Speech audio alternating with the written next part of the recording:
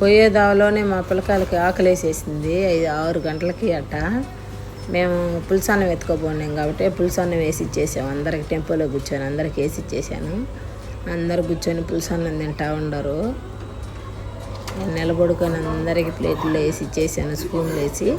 వాళ్ళే అందరు కూర్చొని తినేశారు.